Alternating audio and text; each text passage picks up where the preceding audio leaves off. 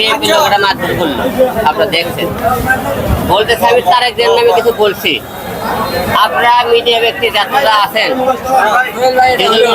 শহরে এই মুহূর্তে বলতে পারেন যে কেউ ফুটেজ বার করে যে আমি হিরো আলম তারেক জিয়ার নামে কোনোদিন কোনো খারাপ কথা দিছি, গালি দিছি, তাহলে আমি আপনাদের জুতোর মালা করার দিয়ে আমি সারা পৌরসভা ঘুরাবো।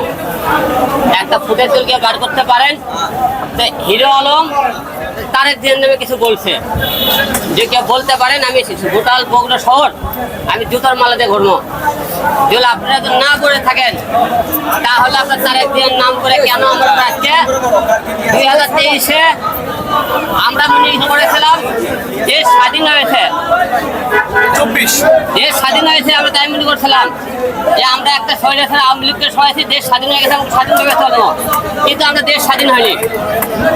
আজকে বিএনপির লোকেরা আজকে যে হামলা শুরু করলো তাতে কি মনে করছেন দেশ স্বাধীন হয়েছে? এরা একদলে আওয়ামী লীগ মধ্যে বিএনপি মারতেছে, এরা এই যে আপনার পোশাক এতগুলো লোকের মধ্যে মারতে করলো।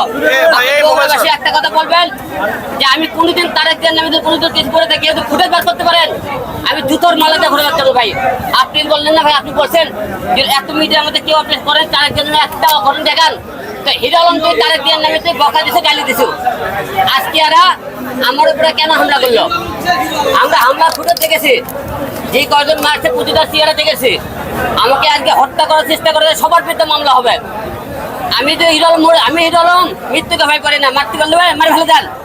আপনারা বিএনপির লোকেরা মারধর করতেছেন, মারেন। তো প্রিয় দেশবাসী কাছে বলতে চাই, কাদেরকে ক্ষমতা টানবেন দেখেন।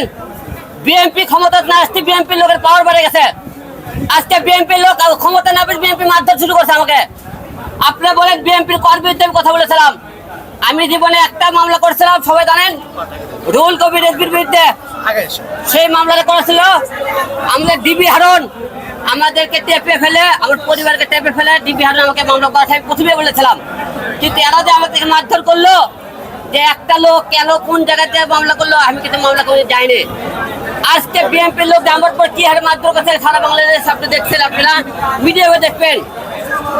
বিএনপি আজকে ক্ষমতা না আসতে আজকে আমাদের এত পাওয়ার মারধর করলো।